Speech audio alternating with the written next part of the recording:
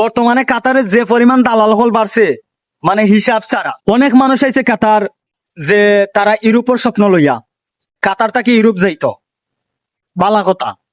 যখন কোনো একটা এম্বাসির লগে কথাবার্তা কইল, তখন কোনো একটা এম্বাসি কইল আপনি অমুক সমুক দেশও যাইতে কি পারবা, মানে কোনো সমস্যা নাই, 100% গ্যারান্টি। আর ওই রকম দালাল হলতে মানুষের টুপি পরাইয়া আগে কিছু টাকা লইলায়। তারা বিভিন্ন ধরনের অজুহাত দেখায়, যেমন ভিসা প্রসেসিং, পাসপোর্ট জমার সাথে সাথে আপনার 50,000 1 লাখ টাকা দেওয়ার দরকার হইব। আপনি যখন তারার এই কথাগুলা রাজি হয়ে যাবা, তারার টাকা দেওয়ার লাগি প্রস্তুত হয়ে যাবা, তখন দেখবা তারা আপনারা লগে কিরকম মিষ্টি মিষ্টি কথা কয় এবং কিরকম বালা ব্যবহার করে। যখন আপনি টাকা দিলাইবা, তখন দেখবা আপনি 1000 কল দেওয়ার পরে কিন্তু আপনার কল ধরতো নাই।